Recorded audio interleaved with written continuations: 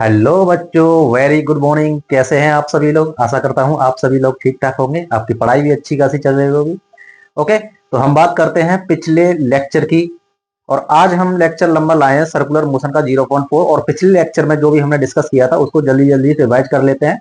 Copy and pen निकाल लीजिए सभी लोग और नोट्स स्टार्ट कर लीजिए बनाना। तो सबसे पहले हम एक हल्की सी नजर डालेंगे कि हमने कल क्या पढ़ा था। ठीक है, अक्सर हम भूल जाते हैं कि भाई कल क्या पढ़ा था। चलिए, हमारा कल का टॉपिक था centripetal force. Centripetal force. Okay, formula क्या था? एफ सी इक्वल टू, पहले इसे देखा था हमने कि net force towards the centre और एक्सिस ऑफ रोटेशन यही था। फॉर्मूला क्या आया था? फॉर्मूला आया था सर, एफ सी का जो फॉर्मूला आया था, एक फॉर्मूला आया था हमारे पास m we square upon r आया था। दूसरा दूसरा आया था f c equal to M R omega square. Okay, याद है कुछ या हवा में निकल गया या भूल गए? चलिए, आशा करता हूं आप नहीं भूले होंगे। ठीक है, तो सर हमसे आशा करना छोड़ दीजिए। नहीं, सही है। Direction towards the centre, towards the axis of rotation always. और क्या पढ़ा था हमने? और कुछ पढ़ा था? हाँ, और कुछ पढ़ा था हमने। टाइम पीरियड देखा था, time period of conical pendulum. Conical pendulum ये भी पढ़ा था। कहां सब इतना याद रहता है sir? T equal to 2 pi root of G upon L cos theta है। नहीं, क्या था ये था L cos theta upon G. यही था, L cos theta upon G. सही है। और क्या पढ़ा था? और पढ़ा था हमने मौत का कुआं। मौत का कुआं ये पढ़ा था, याद है कुछ? मौत का कुआं। यहां हमने देखा था कि जो फ्रिक्शन फोर्स है ऑलवेज ग्रेटर देन और इक्वल्स टू कितने? mg के बराबर। ये था mu N. Okay, greater than mg। Mu N क्या है? एन ही तो हमारा एक सेंट्रीपिटल फोर्स था। ये था M we square upon R, M B square upon R greater than M से एम कट गया था, यहां से वी की वैल्यू जो निकली थी, वी की वैल्यू निकली थी ग्रेटर देन और equal to root of G R upon mu. याद है कुछ? याद आ रहा है? चलिए, वी मिनिमम, इसी को हमने मिनिमम नाम दे दिया था कि इसकी minimum value G R upon mu होनी चाहिए। सही है, ये सब हमने कल डिस्कस किया था आपकी पिछली क्लास में। आज हम डिस्कस करेंगे centripetal force. Sorry, centripetal force तो हमने डिस्कस कर लिया। आज हम बात करेंगे सेंट्रीफ्यूगल फोर्स। बहुत ही इंपोर्टेंट कंसेप्ट है। पर हाँ, इंपोर्टेंट तो है, लेकिन एक चीज और है कि सेंट्रीफ्यूगल पढ़ोगे नहीं तब भी सारी चीजें आप सॉल्व कर लोगे। आप सेंट्रीपिटल से भी सारी चीजें सॉल्व कर लोगे विदाउट सेंट्रीफ्यूगल फोर्स। पर सर पढ़ क्यों रहे? तो जरूरी होता है, सेंट्रीफ्यूगल फोर्स भी जरूरी है भाई। ऐसा नहीं है कि आप इसके बिना काम नहीं चला सकते तो इसको पढ़ते ही नहीं है। आसान हो जाती है चीजें, समझ लो, चीजें आसान हो जाती हैं इसको पढ़ने से। तो ये काम कैसे करेगा? तो पहले हम सबसे पहले सेंट्रीफ्यूगल फोर्स को डिस्कस नहीं करेंगे, हम सबसे पहले कुछ चीजों को डिस्कस करेंगे जिससे आपको आसानी होगी कि सेंट्रीफ्यूगल फोर्स होता क्या है।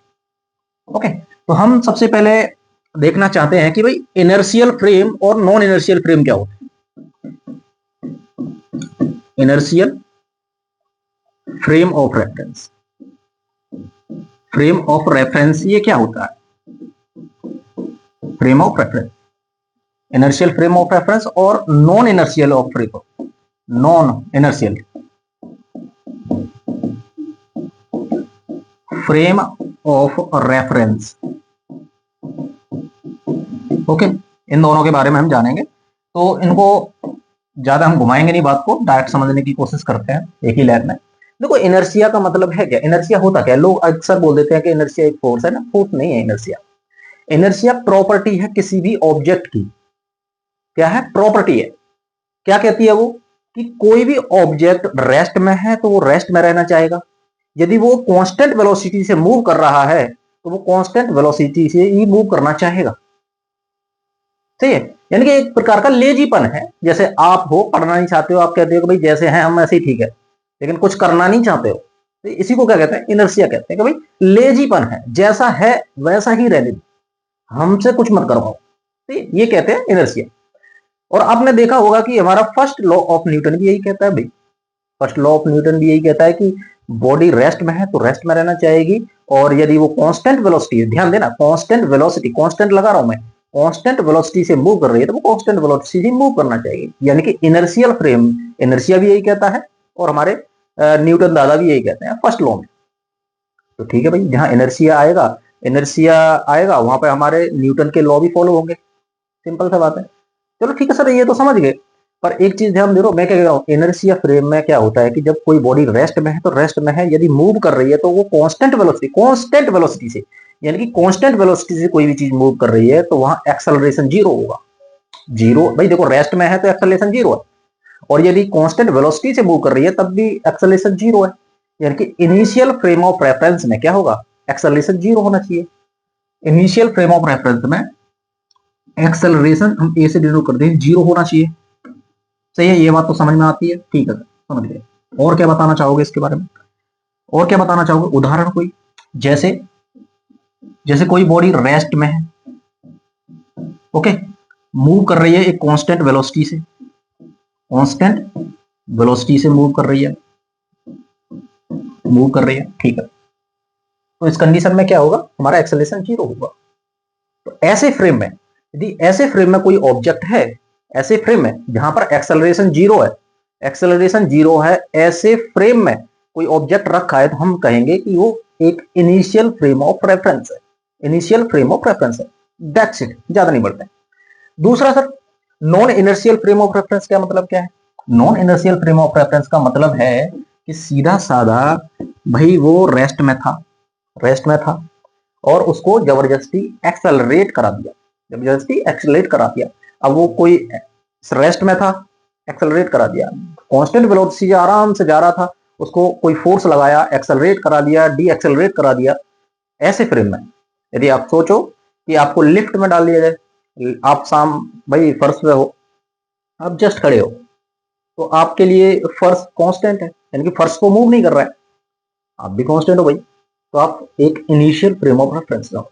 यदि आपको किसी लिफ्ट में खड़ा कर दिया जाए, या फिर किसी कार में बैठा दिया जाए, किसी बस में बैठा दिया जाए जो एक एक्सेलरेशन से मूव कर रहे हैं, तो आप एक non inertial frame of reference में आ जाओगे। किसमें, non inertial frame of reference में आ जाओगे, जहां पर एक्सेलरेशन भी आ जाएगा। जैसे हमने देखा था कि भाई हमारी जो लिफ्ट है वो अपवर्ड एक्सेलरेशन या डाउनवर्ड एक्सेलरेशन में मूव करती है, डाउनवर्ड जा रही है या ऊपर जा रही है, कि एक्सेलरेशन से मूव करती है। तो हम कह सकते हैं कि जो ये फ्रेम होता है, ये होता है एक्सेलरेटेड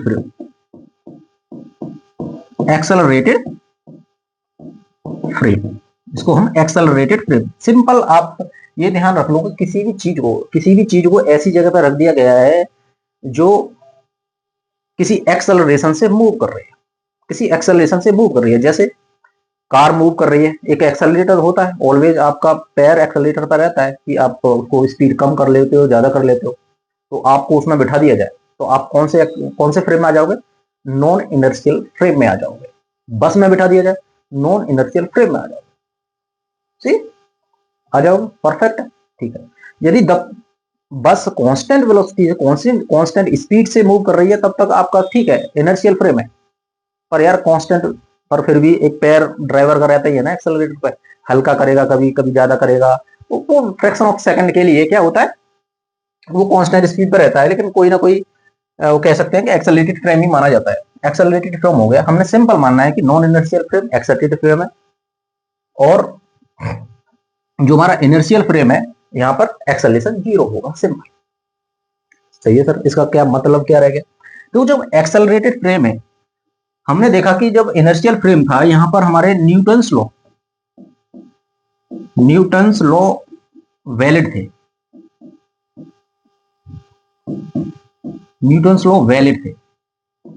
डायरेक्टली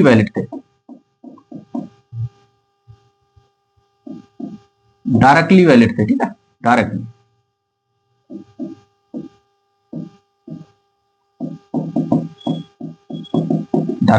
यहां पर वैलिड होंगे, लेकिन यहां पर भी वैलिड होंगे, लेकिन इनडायरेक्टली यहां पर हमें कुछ चीजें ऐड करनी पड़ेंगी।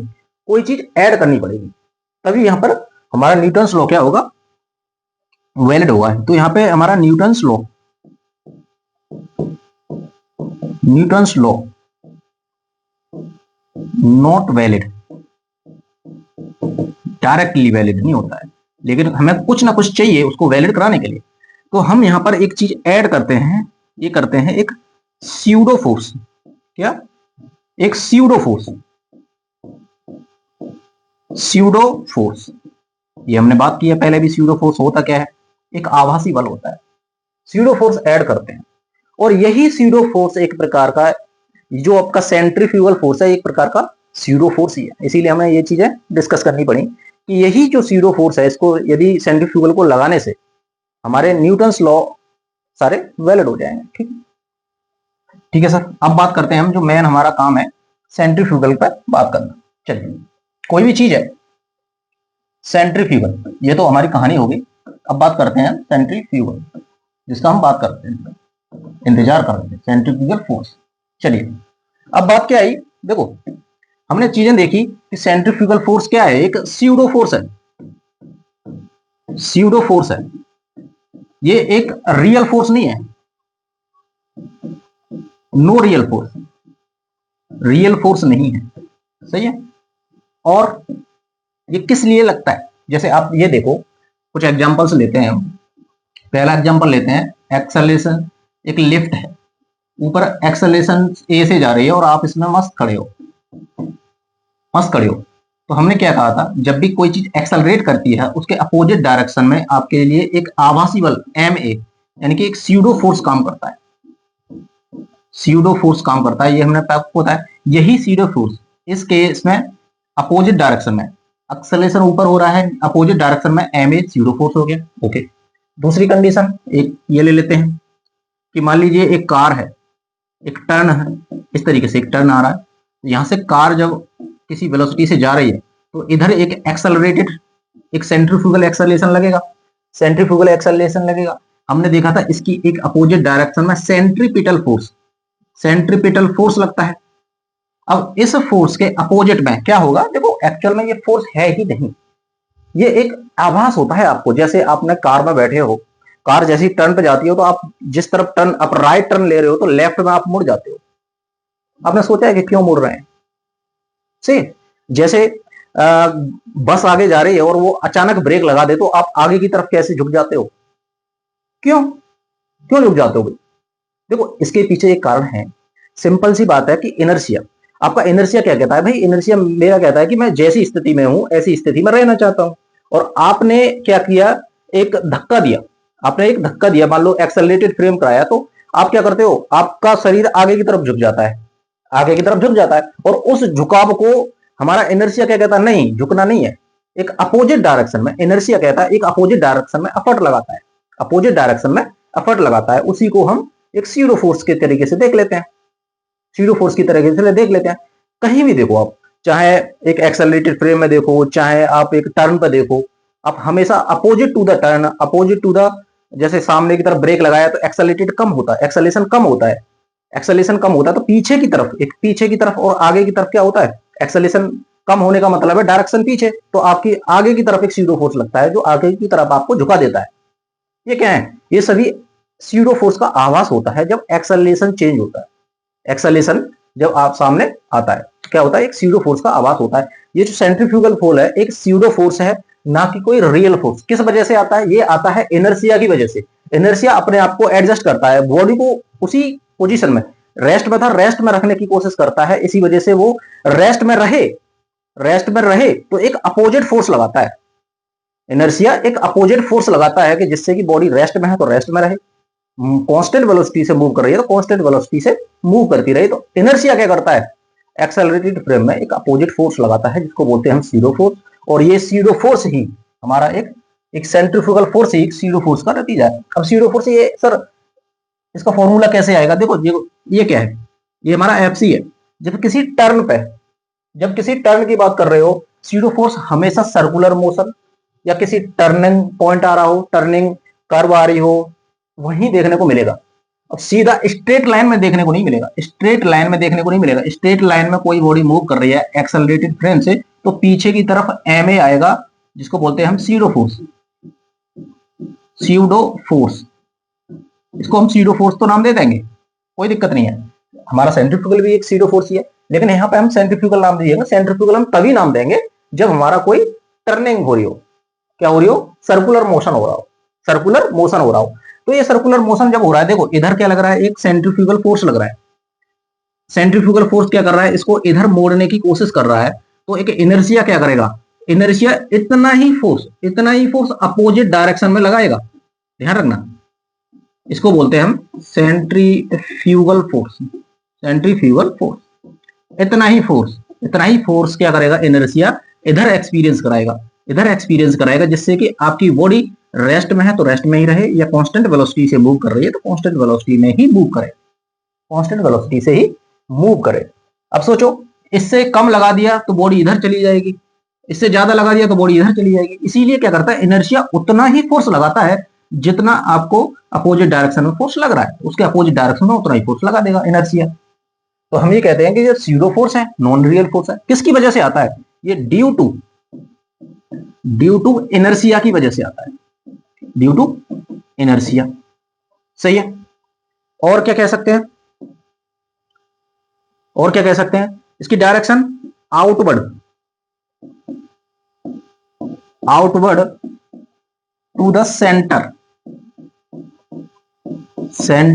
और axis of rotation,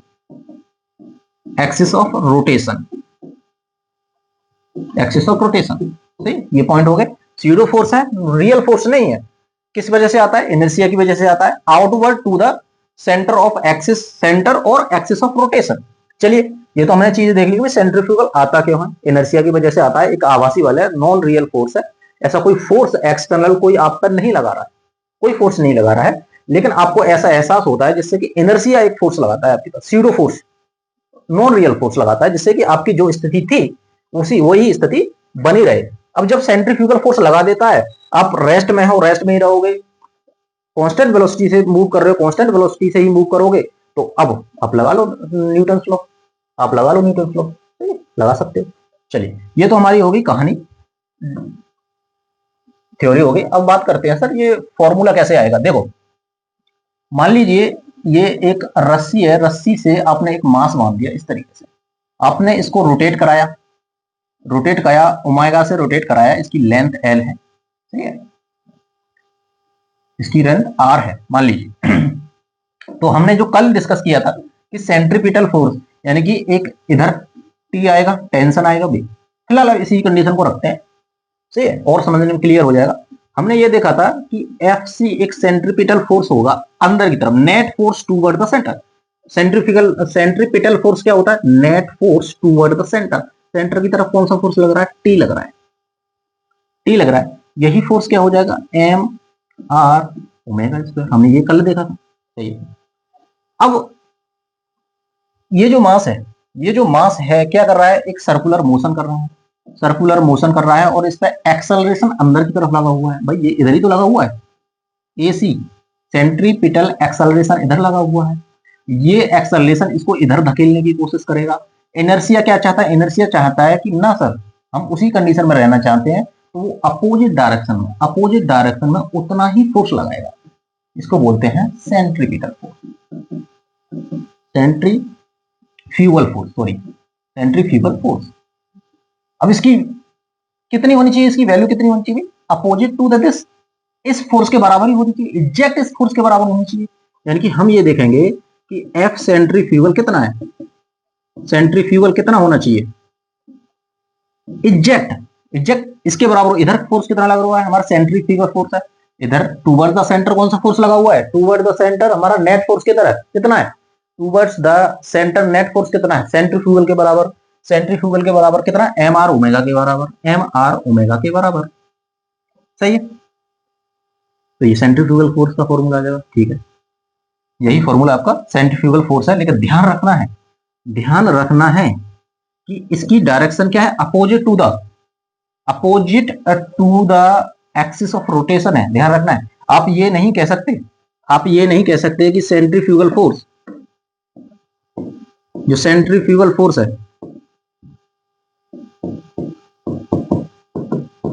centrifugal force जो होता है वो बराबर होता है सेंट्रीपिटल फोर्स के।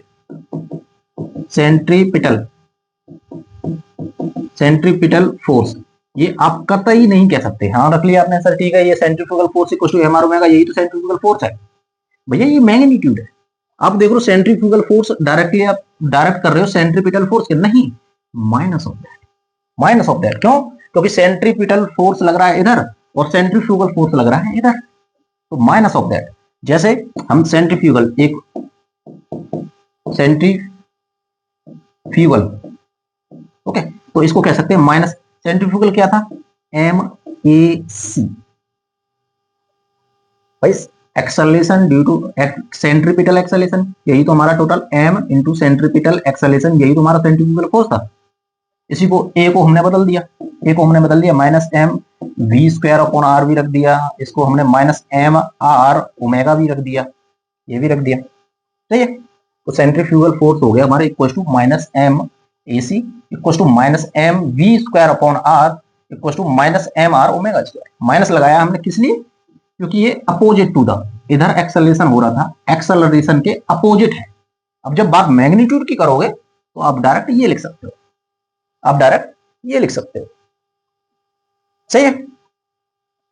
बात आती है समझ में। सेंट्रीफ्यूगल फोर्स है क्या, एक स्यूडो फोर्स है, इनर्शिया इसको लगाता है, ड्यू टू इनर्शिया के कारण लगता है, opposite to the axis of rotation, outward to the axis of rotation, that's it. बस इतना ही, बस इतना ही सेंट्रीफ्यूगल में आपको पढ़ना है। देखो हम सेंट्रीफ्यूगल के बिना भी सारे क्वेश्चन सॉल्व कर सकते हैं और सेंट्रीफ्यूगल लगा के भी क्वेश्चन सॉल्व कर सकते हैं, आंसर दोनों में सेम आएगा। और जो भी हमने क्वेश्चन, जो भी हमने एग्जांपल लिए थे, जो सेंट्रीपिटल को समझाने के लिए, उन्हीं को हम सारे एग्जांपल को देखते हैं कि वो सेंट्रीफ्यूगल फोर्स से हो जाते हैं या नहीं हो जाते। चलिए एग्जांपल 1 और क्लियरिटी आपको हो जाएगी, ठीक है। ये एक पेंडुलम हो गया, ओके, इस तरीके से एक मास हो गया।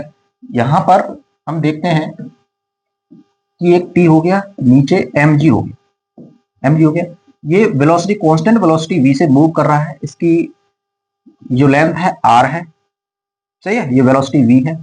तो आप ये क्या कहते हो भाई, ये एक सिंपल सा फ्री बॉडी डायग्राम बन जाता है। अब इसको दोनों तरीके से करते हैं भाई। एफ सी क्या होता है, net force toward the centre, F C क्या होता है, net force toward the centre, T है माइनस एम जी,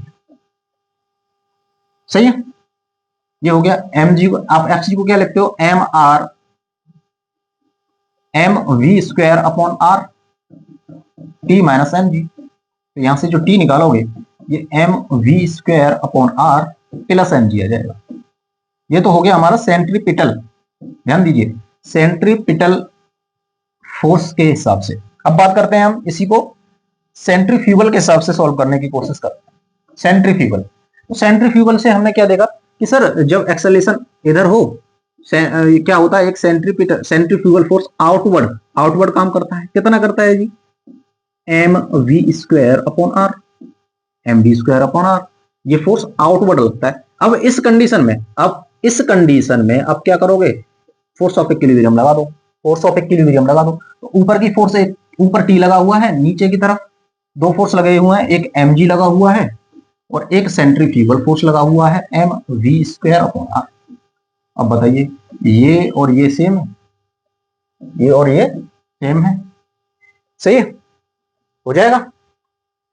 यानी कि ये इस तरीके से रोटेट कर रहा था और आउटवर्ड की तरफ हमने M B square upon R, ये हो जाएगा आपका सेंट्रीफ्यूगल फोर्स,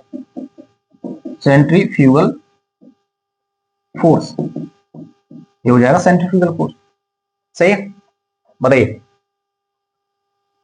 हो जाएगा, कोई समस्या परेशानी।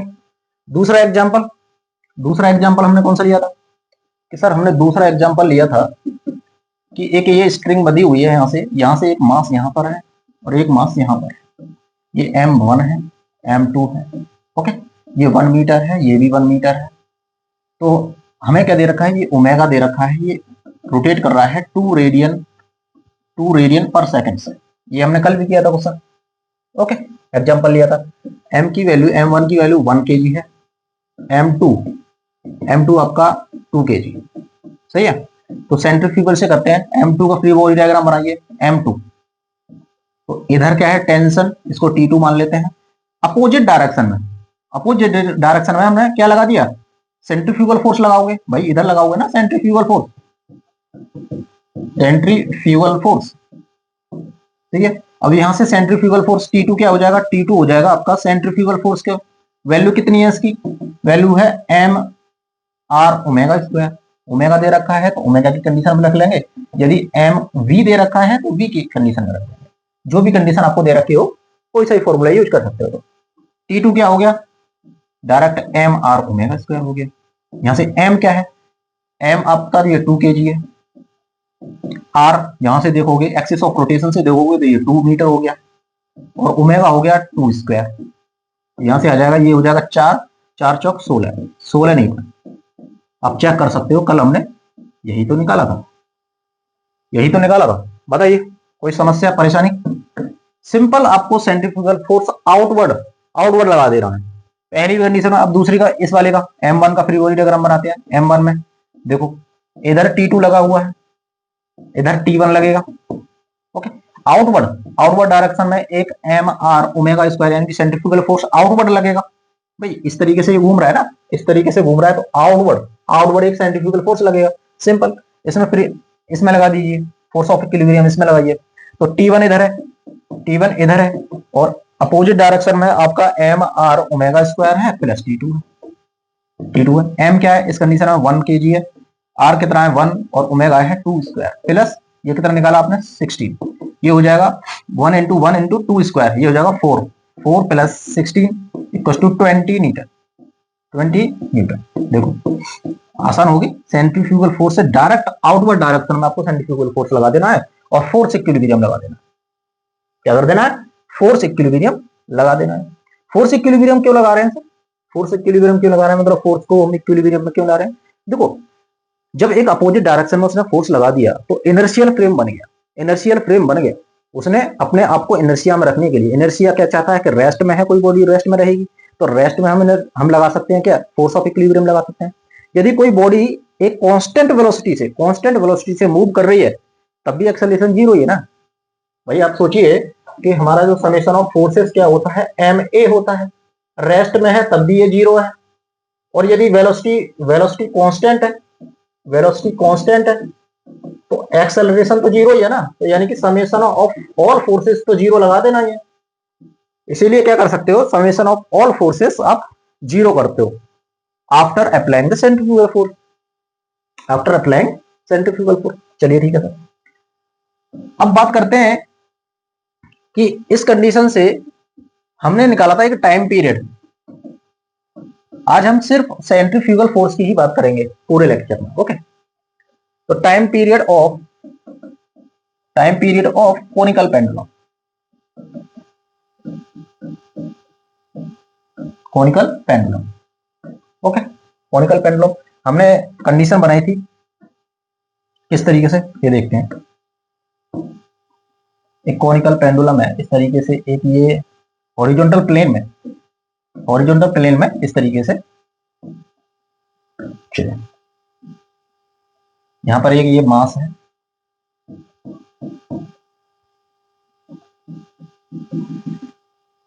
यहां से ये स्ट्रिंग से बचा हुआ है, यहां पर ये हिंज है, ये इस तरीके से हॉरिजॉन्टल डायरेक्शन में या इस तरीके से लटका हुआ है, और ये इस तरीके से हॉरिजॉन्टल प्लेन में एक कोनिकल सर्कुलर मोशन में है। ये हमने कल भी देखा था, सही है। देखो ये रेडियस होगी, ये क्या होगी, ये सिंपल इसकी radius of axis of rotation हो गया, ये टी हो गया, और नीचे mg हो गया, ये तो हमने देखा था सिंपल, ये थीटा हो गया, यहां से ये वर्टिकल से ये थीटा बना दिया, ये तो हमने कल भी देखा था। अब क्या करना है, आज हमें सेंट्रीफ्यूगल फोर्स देखना है। तो सेंट्रीफ्यूगल फोर्स देखो, ये एक्सिस ऑफ रोटेशन, ये इस तरीके से एक्सिस ऑफ रोटेशन कर रहा है, तो उसके अपोजिट डायरेक्शन में एक एम आर ओमेगा स्क्वायर लग जाएगा, एम आर ओमेगा स्क्वायर, ये यही तो क्या है, यही है आपका centrifugal force, centrifugal force, centrifugal force. अब इसमें क्या कर देना, फोर्स ऑफ इक्विलिब्रियम लगा देना है। तो आप सबसे पहले क्या करते हो, एफ वाई है, ऊपर की तरफ फोर्स ऑफ इक्विलिब्रियम लगाते हो, तो ऊपर क्या हो जाएगा टी कॉस थीटा, और नीचे की तरफ लगा हुआ है M G. Equation number 1, summation F X लगा देते हो, तो इस कंडीशन में क्या है भाई, टी साइन थीटा इधर आ जाएगा, टी साइन थीटा देखो ये सब हमने कर रखा है, इसीलिए हम डायरेक्ट कर रहे हैं, सिर्फ हम इंट्रोड्यूस कर रहे हैं सेंट्रीफ्यूगल फोर्स को। ये सब कि टी का ये वाला कंपोनेंट टी cos थीटा होगा, ये वाला sin थीटा होगा, ये हम सब सारी चीजें कर सकते हैं, कल हम सारी चीजें कर चुके हैं। तो ये टी sin थीटा हो जाएगा एम आर ओमेगा स्क्वायर के। ओके ठीक है सर, ये आर हो गया, इसको हम मान लेते हैं कोई लेंथ है इसकी एल। सही है, सही है।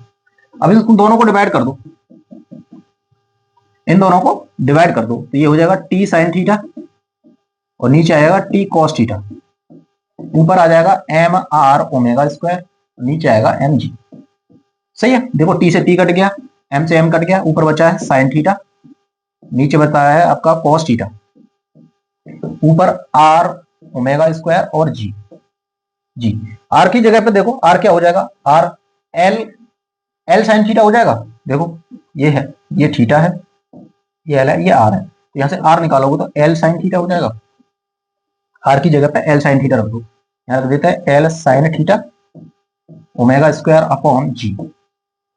साइन थीटा कैंसिल हो गया, यहां से ओमेगा स्क्वायर निकाल दो, ओमेगा स्क्वायर निकालोगे तो देखो ये जी इधर ऊपर पहुंच जाएगा, जी पहुंच जाएगा ऊपर, नीचे आ जाएगा एल कॉस थीटा। ओके, यहां से ओमेगा निकालोगे तो ओमेगा आ जाएगा root of G upon L cos theta, L cos theta. और टाइम पीरियड कैसे निकालते हो आप, टाइम पीरियड निकालते हो 2 पाई बाई ओमेगा, ओमेगा तो ये 2 पाई हो जाएगा, और नीचे ओमेगा करना है तो देखो नीचे वाली टर्म ऊपर पहुंच जाएगी एल कॉस थीटा और नीचे जी आ जाएगा। आ गया वही आंसर जो हमने कल निकाला था। बताइए कोई चीज डिफरेंट आई क्या? नहीं। इसको हम सेंट्रीपिटल फोर्स से करते तब भी आंसर सेम ही आता, और सेंट्रीफ्यूगल से कर रहे हैं तब भी आंसर सेम है। बताइए कोई समस्या? नहीं होनी चाहिए समस्या, ठीक है। सभी चीज को ऐड कर लोगे, सारी चीजों को। ये वैसे आपने नोट डाउन कर रखी है, पर जरूरत है कि सेंट्रीफ्यूगल फोर्स से हम चीजों को किस तरीके से डील करते हैं, सेंट्रीफ्यूगल फोर्स से किस तरीके से डील करते हैं।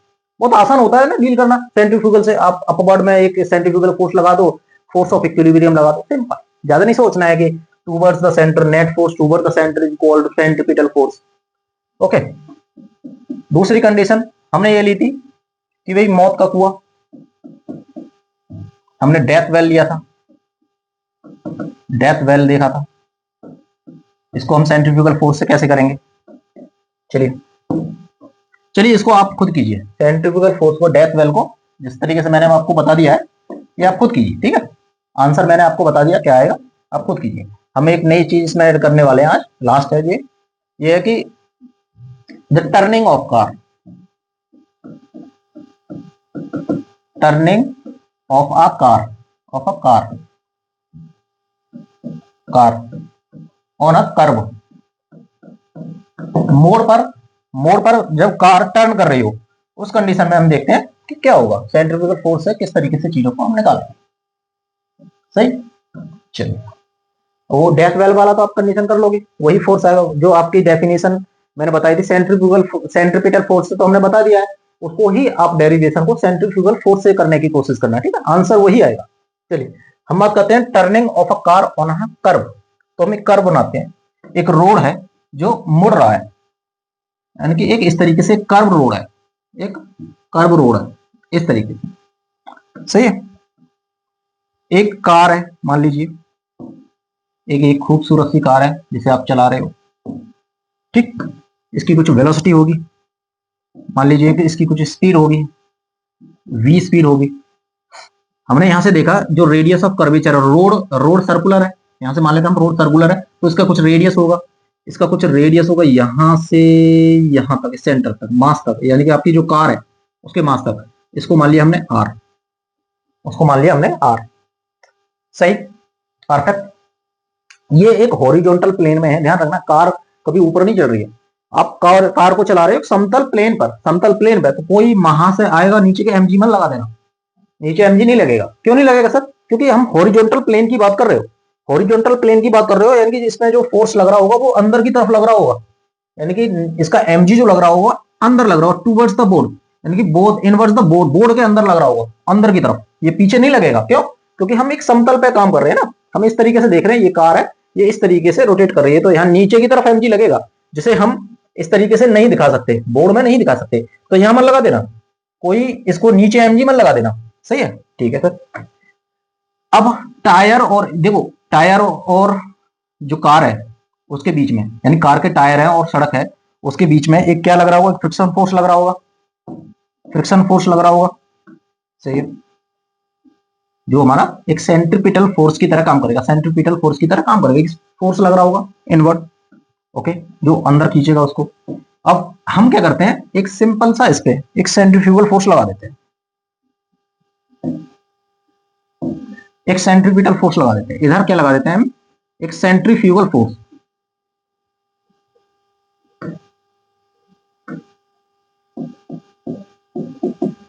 Centrifugal force,